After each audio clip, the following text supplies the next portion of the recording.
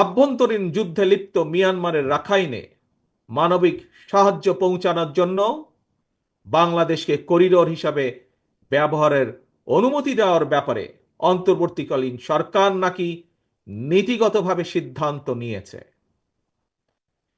দেশের স্বাধীনতা সার্বভৌমত্বের সঙ্গে জড়িত এমন একটি স্পর্শকাতর বিষয় সিদ্ধান্ত নেওয়ার ক্ষেত্রে অন্তর্বর্তীকালীন সরকার কিন্তু জনগণকে জানায়নি, এমনকি জনগণের প্রতিনিধিত্বকারী রাজনৈতিক দলগুলোর সঙ্গেও কোনোই আলোচনা করার প্রয়োজন বোধ করেনি।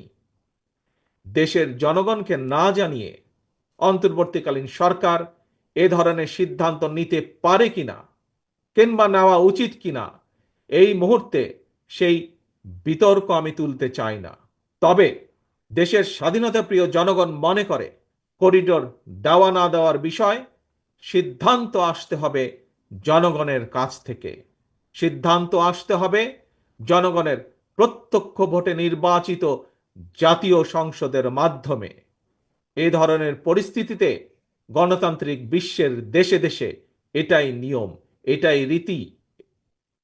আমাদের বক্তব্য স্পষ্ট, বিদেশিদের স্বার্থ রক্ষার স্বার্থে নয়, অন্তর্বর্তীকালীন সরকারকে সবার আগে দেশের জনগণের স্বার্থ নিশ্চিত করতে হবে। কারণ মিয়ানমার, ভারত, পাকিস্তান কিংবা অন্য কোনো দেশ নয়, সবার আগে বাংলাদেশ। এটিই হতে হবে আমাদের একমাত্র লক্ষ্য।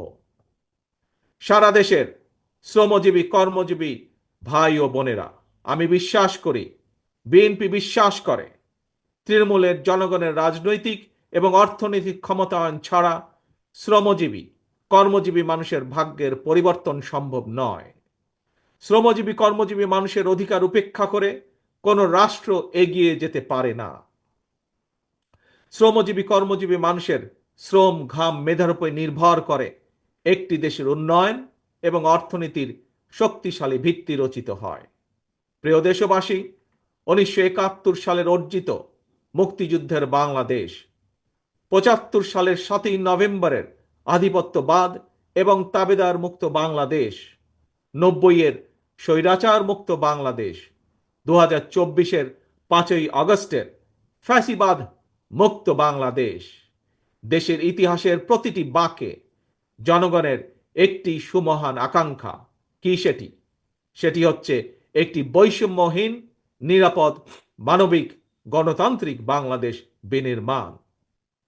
আজকের এই বিশেষ দিনে দেশের কৃষক, শ্রমিক, মেহনতি মানুষ দল, মত, ধর্ম, বর্ণ নির্বিশেষে গণতন্ত্রপ্রিয় জনগণের প্রতি আহ্বান, কোনো উস্কানি কিংবা অপপ্রচারে বিভ্রান্ত হবেন না। 71-এর মুক্তিযুদ্ধ থেকে আজ পর্যন্ত সকল শহীদদের কাঙ্ক্ষিত বাংলাদেশ প্রতিষ্ঠার জন্য আসুন আমরা ঐক্যবদ্ধ হই, ঐক্যবদ্ধ থাকি।